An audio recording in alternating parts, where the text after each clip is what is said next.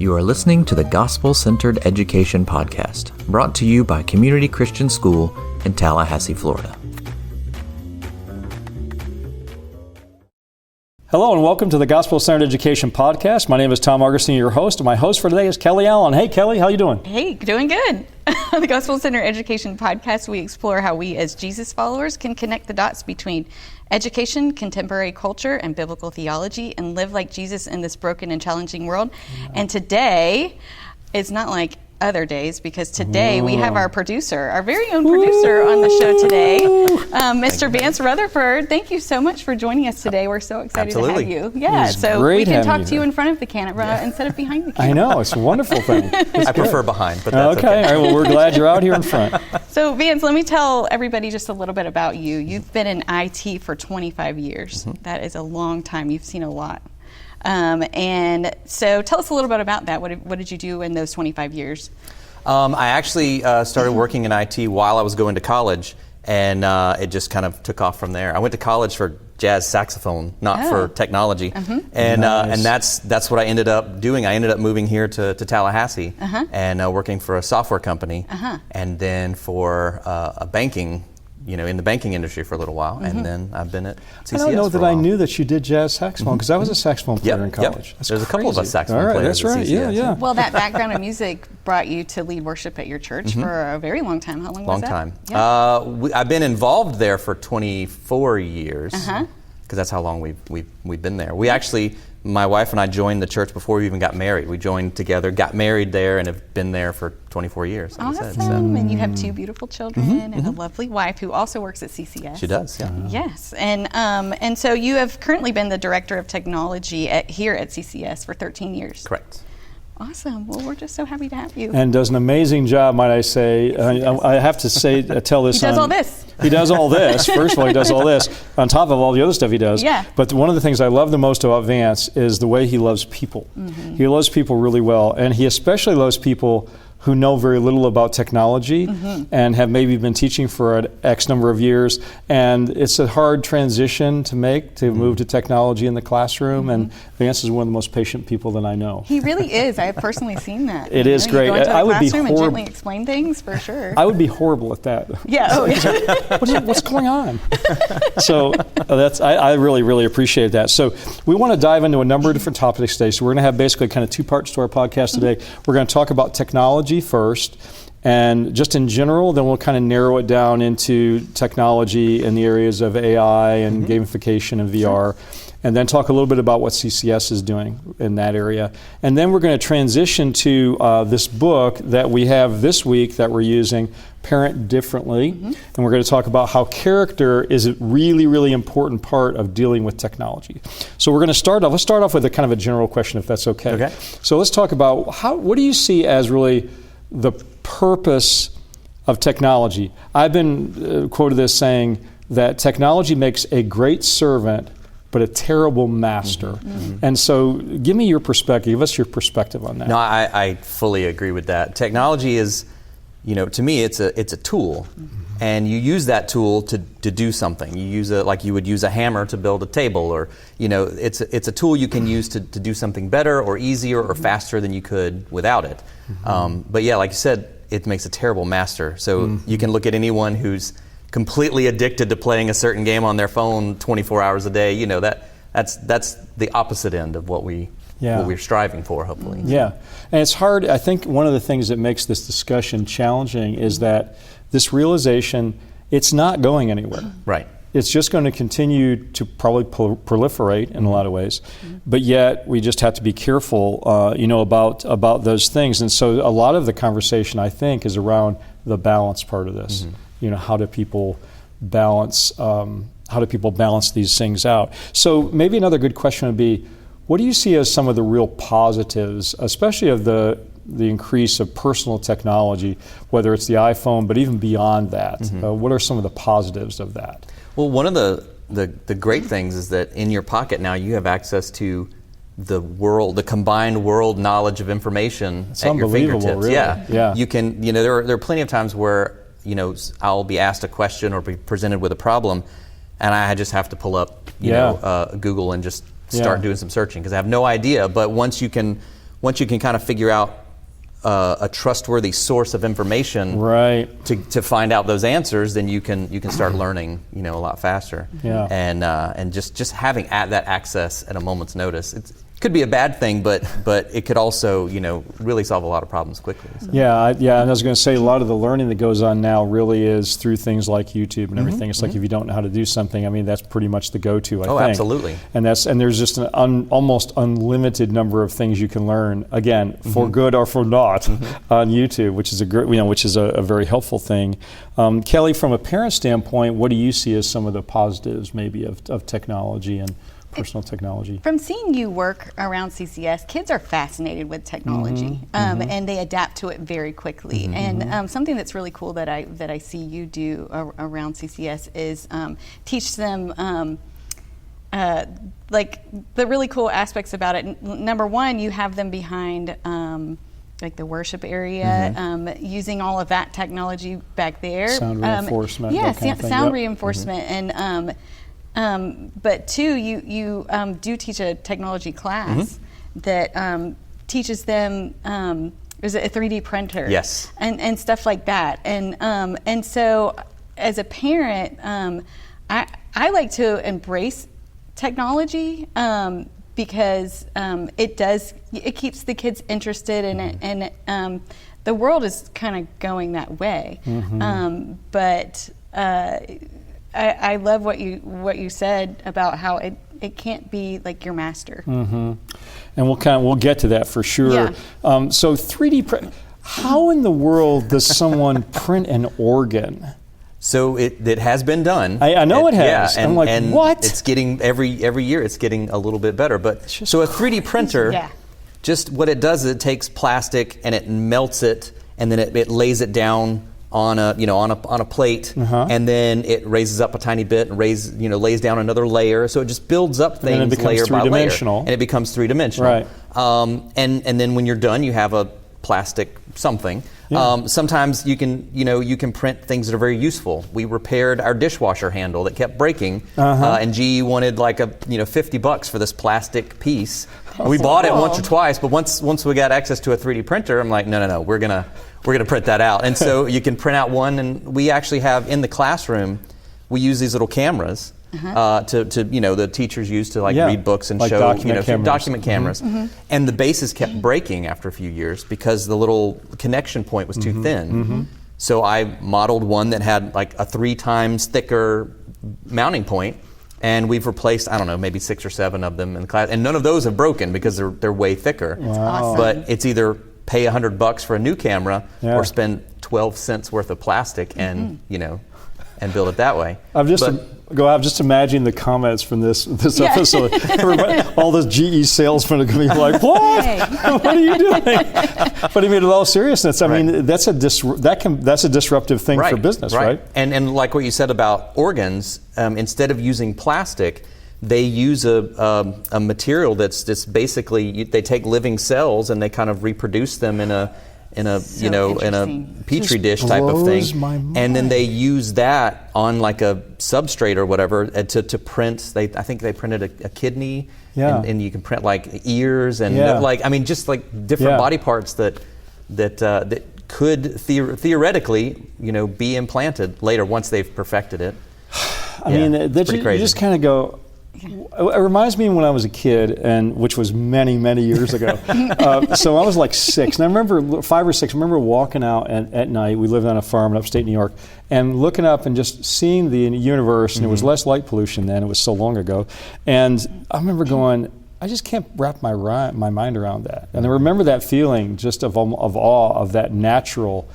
But the ability to actually do that is similarly, not the same, but it's similar, and it's awe-inspiring. That is actually possible. It is possible, yeah. That is unbelievable, which opens up, obviously, a lot of questions along the way. Yeah, and one of the things I wanted to ask you about was VR. That is something that a lot of people don't understand, and some youth nowadays are getting into. What is VR? So it's just it's a little display thing you wear on your head. It's got 2 little screens in it, and because it's separated by just the right amount, kind of like when you go to watch a 3D movie or whatever, you put on the special glasses and it's two images kind of really close to each other but not together, and 3D glasses let you kind of separate those two images and make it look sort of 3D. With VR goggles though, it's really cool. Like you can look around, and because it knows where your head is at all times, when you look up over here, it shows you what should be over here, and it's really cool. It could be used as a really neat tool for education and things like that. So it's immersive. It's very immersive. Yeah. It's almost too immersive.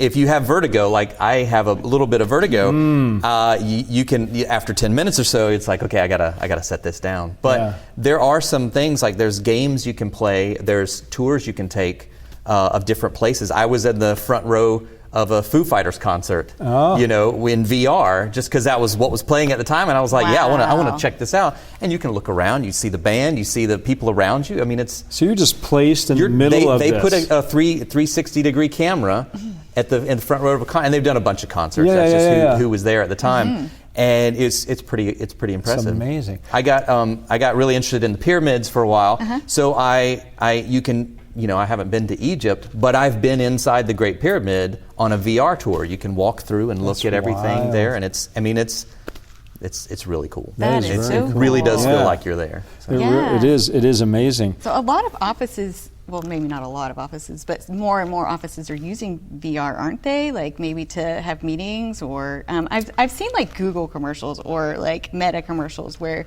they brand it for like office use or something. I don't know how many are using it, but it's certainly an option. Yeah. So do you think that I don't think I would want to go to a meeting. Go towards that? I know. Do you think classrooms would go towards that in the future? Possibly. Great question. Yeah. Because the great thing is, like I said, you can go to places, like if you're studying history, you can go to a virtual location that doesn't exist anymore in real life. If you want to go to see the 7 wonders of the world, someone's reproduced all of those, and you can go take a virtual tour of them.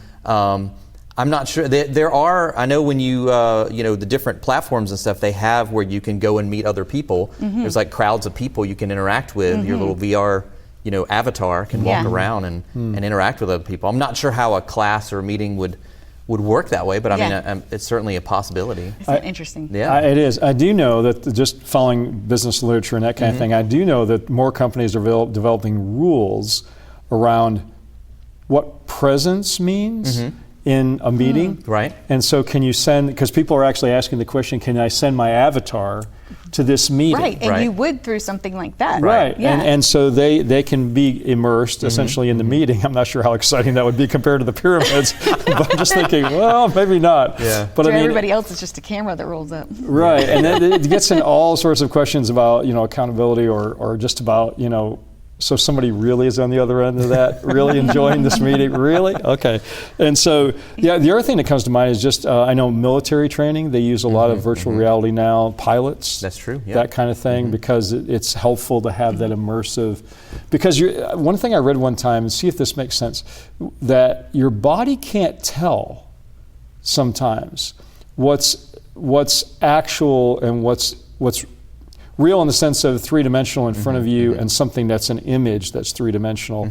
And a lot of the ways your sympathetic nervous system responds to things, whether it's in a video game or real life, there's a similarity. Have you ever heard that? Yes. Yeah. And like part of the goal of VR is to trick your brain into thinking you really are there. Right. And the more realistic it gets, the closer you feel. Now, if you're seated in a chair, and in VR, you're doing something crazy, walking around the mountains. It's like a suspension of disbelief. Yeah, it's a little bit, but you really do. I've played a few games in VR, and you really do feel like it's after just a few minutes, you really kind of acclimate to it, and you get used to that feeling, and so you don't even think sort about. Of adapts. Yeah, and like from your neck down, you're not even aware of your body half the time. Like you can sit in a chair and. I was playing this one game where you're like in space, flying a spaceship or whatever, and you don't even think about your legs and how you're seated. You're just so immersed in what's going on, you kind of lose track. I'm just thinking, I don't want to trick my brain because it's confused enough. I don't really want to do that. When you take it off, is it weird when you take? Because I've not really done it. Is it weird? It's a little weird. Because you're disoriented for a minute. You have to kind of get recentered. Not really disoriented, but it's definitely like walking from a dark room to a bright room. It's very much like you're taking this off and you're coming back to reality, and it is. That's crazy. Different. So you spoke about games, and I know CCS isn't quite into the VR games in the classroom yet. Not yet. Maybe someday. But how does CCS use games in the classroom in order to help kids learn? Well, I know there's a few classes that are using things like Duolingo, Quizlet, and there's a bunch more. I know, even from elementary all the way up to secondary, different teachers are using different, online games and quizzes and things like that.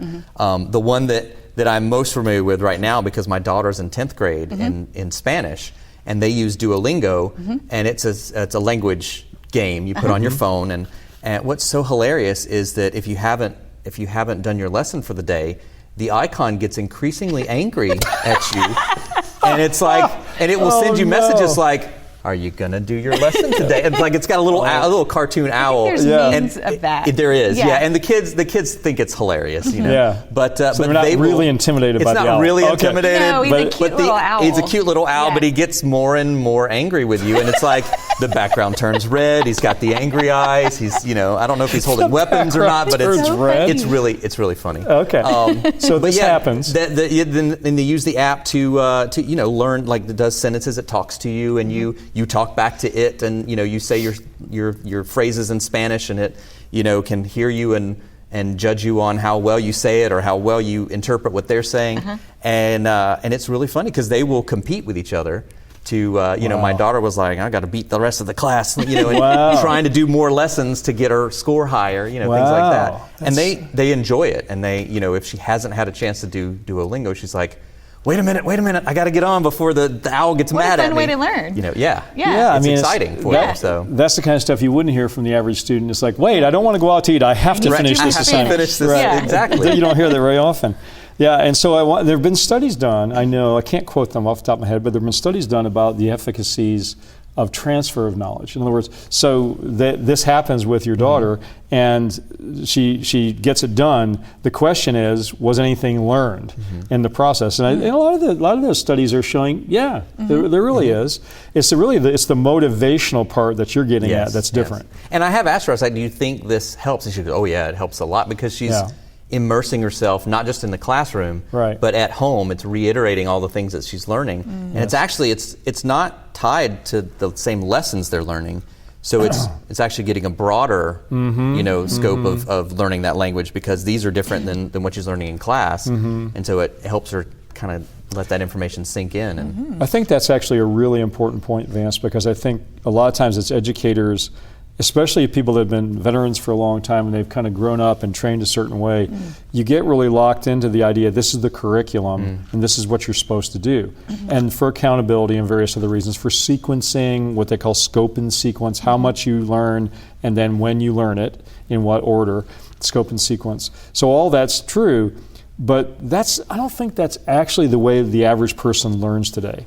I think and I could be wrong about this, but I think the average person, like we've had conversations about just getting interested in something and then doing a deep dive. Right. I know you do that. I do that all the time. Yeah. and you go real deep and you find all these things, and I'm sure there's a lot of sense in which you retain. You mentioned the pyramids and you remembered that, so there's things you retain. So I think it gets back to as educators, and we're going to kind of transition maybe in some of the cultural impacts of this, because we've spent quite a bit of time on the cool things about it, which is good. But as an educator, you've got decisions to make along those lines, because you want the kids to be motivated, you want them to enjoy the process, but you also don't want to throw the baby out with the bathwater, so to speak. And then you get into those discussions along the way. Like too much fun, not enough learning. Well, you could frame it that way. That's kind of true. Yeah. I mean, but as a lifelong educator, what I would say is, have we lost something, because learning itself is supposed to be fun. Or you can make it fun. It depends how you approach it and who's teaching, whether it's you or whether it's somebody else. So hopefully you don't have to choose. Like But I learning get can your be point. fun either way. Yes. Yeah, but right. But I realize that sounds like an old guy. But there is something to be said, I think, for at least considering what that looks like. Yeah. So let's hold off on the cultural impacts. Let's just kind of take a quick shot at generative artificial intelligence. Oh, yeah. Just to say, obviously, one of the most ubiquitous technologies, or at least the fastest growing technology around. And so what's your general take about some of the positive uses? Because I think we're already kind of using it. A lot of folks are. Yeah. Yeah, and even in searches, I think there's. So what are some of maybe the positives you see in the AI world? Well, it can be a tool to help you accomplish certain things. I've used AI a few times to, write some things. I'm not that great of a writer, and so times where I've this is what I want to say, and you plug it in, and it kind of analyzes it and says maybe you should add. It kind of adds a little bit more flavor to it, rearranges the structure, things like that, makes it more readable, and hopefully makes it make more sense. So it can be used as a tool, that way. And it's, like you said, it's here to stay. I mean, it's a huge thing right now. Everybody's trying to push AI onto every product that they sell. It's almost like a buzzword. It is, and everybody just wants to jump on that bandwagon. So I'm sure that if we announce that, that somehow CCS is powered by artificial intelligence, there's a certain segment of the population that go, oh, it's about time. And then the other segment of the population would, leave town. So, and I think that's the dilemma. I mean, honestly, that's the dilemma for educators, I think, worldwide. I listened to a webinar recently of a young man who was talking about the advantages of AI in education, and they're very similar to the other advantages. It is a great tool. It's getting better, and that's the thing, it's getting better and better and better as time goes by, as they have, I forget what they call them, data sets or whatever. The more data sets, the more accurate the output and the more creative the output. And now I think I want to say some of them are in the billions now of data sets that they're using to develop these things. So it's going to get better and better. But that kind of leads us into what are the impacts on culture, whether it's AI or whether it's gamification or whether it's virtual reality, particularly AI. What, Vance, do you see as some of the challenges that those, especially AI, maybe bring? Right. Well, one of the things that we've seen here at CCS is that it's one thing to explore AI and use it, as a tool. It's another thing to take some AI-generated information and pass it off as your own work for like a book report or something like that. And we've had that happen before. And there are tools that you can use to try and weed those out. Like there's AI still has some signature trademarks that you can kind of spot. Use a different AI to spot the AI you're writing. They're not 100% accurate, but it's teachers can use those as tools to kind of weed that out. But really, it comes down to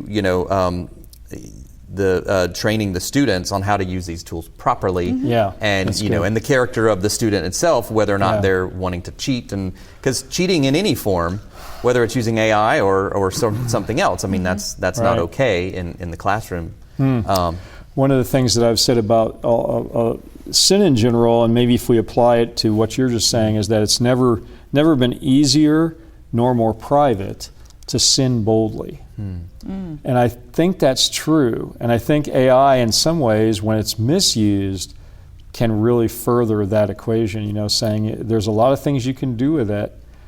If you don't have a moral center or not a very clear moral center, that could be very, very problematic. I will say though, we're not quite there, right? Because I won't say what the site was, but it was a very popular site in the Tallahassee area. I'll say that much. But their text was clearly AI generated. Oh. You know how you can just tell? Wait, how can you tell? I don't know. Well, because it's because of the uses of certain colloquialisms or phrases is just a little off. And so it's either someone who does not speak English as a first language, which could be, or it's more likely a bot or something that's an AI thing, because it's just like, I wish I could think of an example, but it's just like a turn of a phrase, you're like, that doesn't really go there. It doesn't work right there. AI, especially like ChatGPT and those language model AIs are really getting good at reproducing human speech. But not very good at understanding what's true and what's not. Yes. And that's the problem, is that they yes. sound very confident.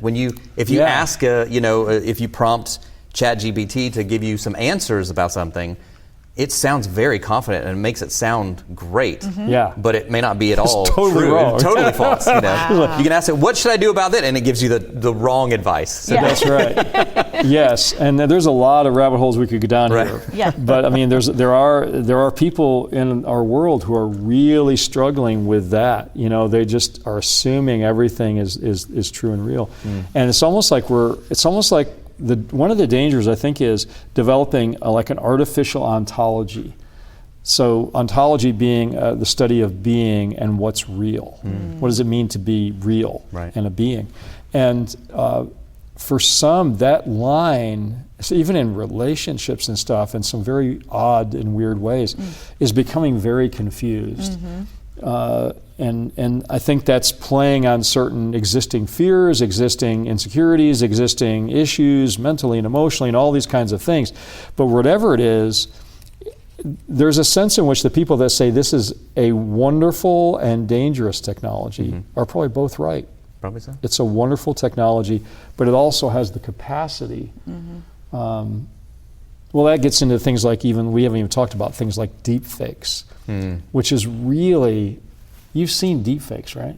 The videos that it looks like so-and-so is saying this. Yeah, but it's not actually them. Yes. No, it's not actually them. It's like frightening, right? It's frightening. They could do one of those for this podcast.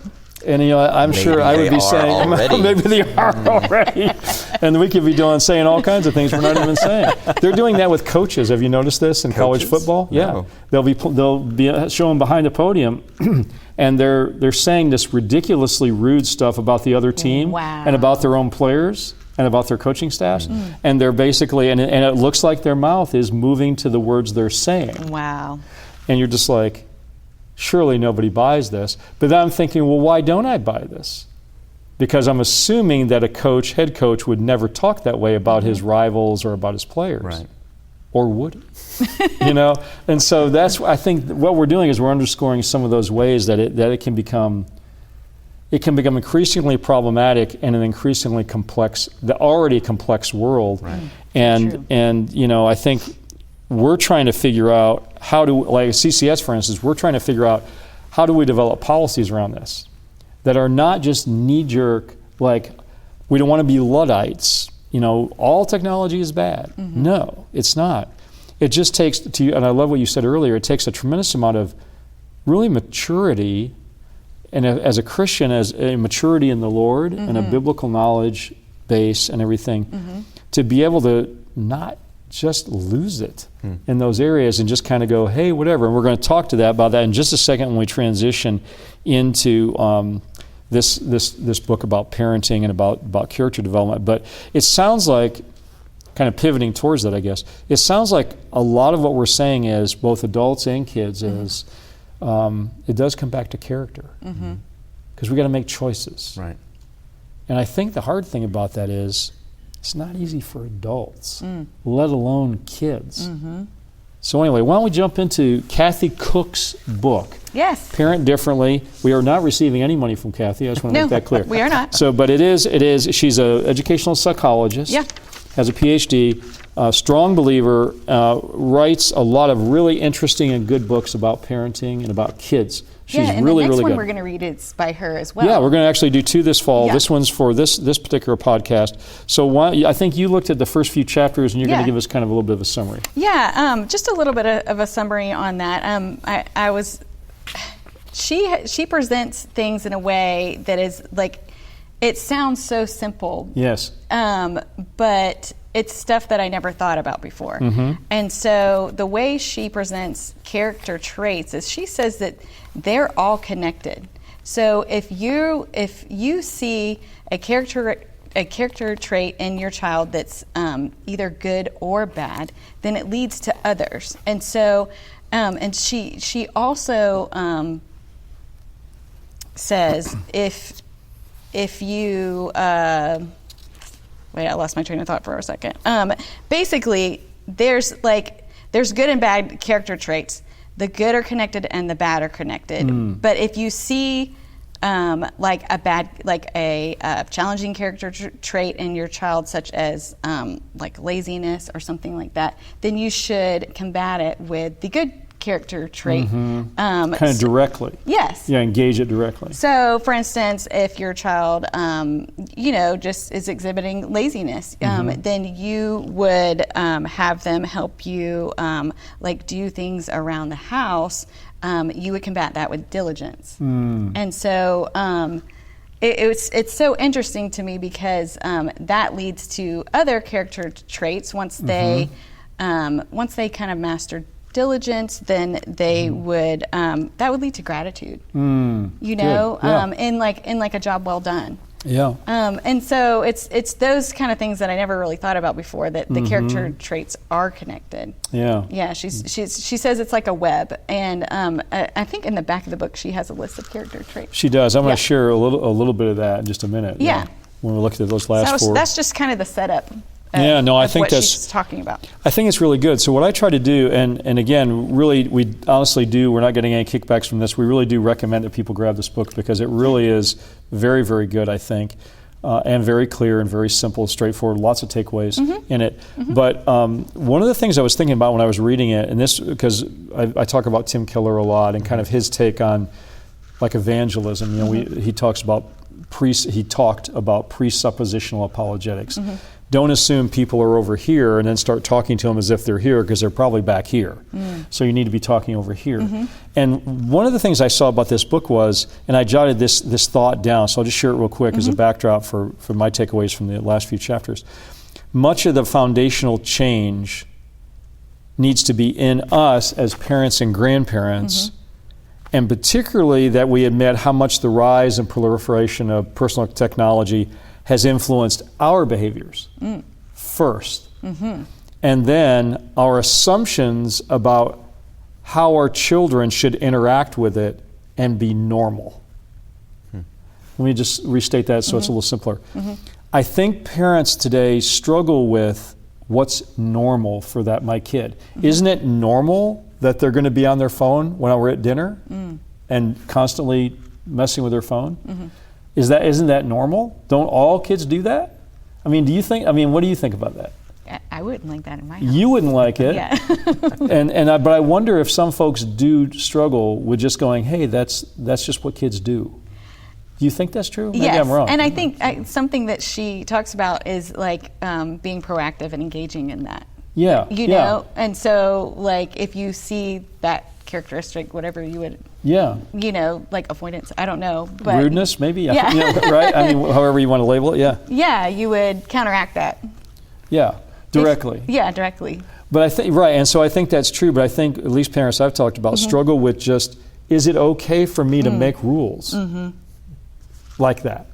I know that sounds weird to people that make those rules, but for people that don't make those rules, sometimes they're not making the rules on purpose because they don't really either don't think they're important or they're afraid they're going to squelch their kids' individuality. And there's lots of, I don't want to be over psychological. There's a lot of reasons why people do it. Yeah, there's so many gray areas there. There's a lot of gray areas, I think, and I think it's important so like one of the questions I would say to parents at this point in our discussion on this is, what do you think is normal technology use for a third grader? What does that look like? Specifically. How much time is normal for a kid to spend on their, whatever their device is in third grade, if they have a device? What's normal? And I'm not saying we're going to sit here and just prescribe that, but I think that's a really important question. And I think Kathy would agree that those things are really, really, really important. Let me share just real quick this list. She says this, page 104, she says this, she's talking to parents, with your life and teaching, your children can be powerfully and positively marked by unity, humility, and encouragement. And then she lists these positive character traits, and the context of this is normal. This is supposed to be normal. And if it's not normal in your home, you got to take a deep breath and ask the question, what about that? So here are these things. We admonish one another. this is kind of the one another's. We agree or disagree with one another well. We bear burdens. We bear with. We build up care, comfort. We confess sins back and forth. We do good together for each other. Encourage, exhort. We fellowship. We forgive. We're gentle. We're hospitable. We're humble. We're kind. We're patient. We're tenderhearted. We don't get consumed by others. We don't devour or bite one another with our words, envy, grumble, and it goes on and on. And what she's trying to do is she's trying to paint a biblical picture. Not that it's not that it's going to be perfect, but that my takeaway from this whole book was, it's okay to say, that's the way it should be. And I think that is what's your perspective? You've got kids, obviously. What's your perspective on that, Vance? That sounds great. Yes. Well, this is why we're having the open discussion. Go ahead. It's hard to do it. It is difficult to do it. And I have two kids, and they 17 and 15. One's 18 next week. And we still struggle with arguments or disagreements and things like that, and just bickering and all that kind of stuff. Which every family does. Every family does. Like me and my younger brother, we would argue pretty much constantly. When we were in the same house. It wasn't until we moved out. One of us moved out that it was got better. But no, that is definitely the ideal to have your family feel that way and be that way. But it's a struggle. Well, that's why I think that's a great point. I'm glad you said it that way, because that's what a lot of people are thinking, and I think it's true. That's why I appreciate what you put in there, saying you do disagree. You just don't kill each other. I mean, it's not perfect. It's not a utopia. Right. She's not suggesting, and nobody is suggesting that I know, a utopia kind of environment in your home. But I do think, though, when people say, I don't think you meant this, but I think sometimes when people say, well, this is an ideal, and by saying that, essentially it means it's never going to happen. I'm not saying you're saying that. Right. But they're just it's impossible. And if I had one comment to leave with people today is, I think it's impossible for it to happen perfectly all the time, every day, but I don't think it's wrong to be bent towards that. Right. To say then more of this will happen than I think it will when God is involved and we're doing some of the things she's suggesting here. And you don't give up on something just because it's hard. Because it's hard. You don't get a lot of support. And that's the other thing as a parent we have to realize, as we go through this, how do we help parents kind of fall in the podcast? It isn't easy we've said this, it's like one of the hardest things in the world to be a parent in the contemporary world. Yeah. Super hard. And so we're not trying to lay out, and I just need to stop for a minute and acknowledge this. What people do with parents a lot today in all sorts of different situations is lay out another impossible thing to achieve as a parent.